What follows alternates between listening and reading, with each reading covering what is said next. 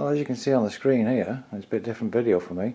I'm just setting this TV up and it's found 14 digital channels.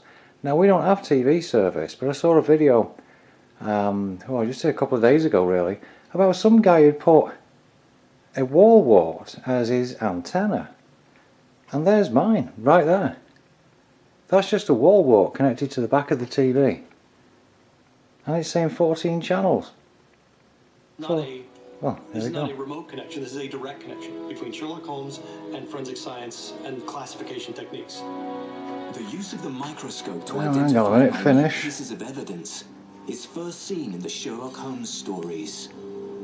Nowadays, small little fibers have so many different textures and... See what we got.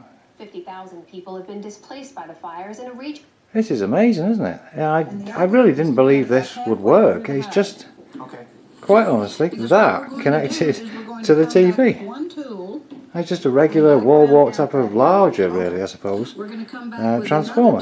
And we're going to put it and spot these leaves down. The picture's great. Oh aye, in Sesame Street.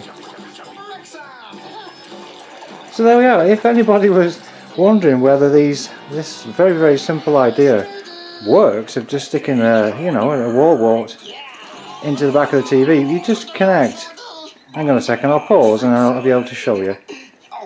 Okay, first of all, on the right hand side is where it connects. You can see the cable running down to the side there. And now I'll get this flashlight because I haven't got much light in there at the moment. You can see I've connected just the two wires to the transformer to that coax. And there it is. And if it makes any odds, here's the model and everything of this one. But I should imagine pretty much anything will work. You just connect the two wires to it, and well, there we are, Sesame Street. Okay, thanks for watching.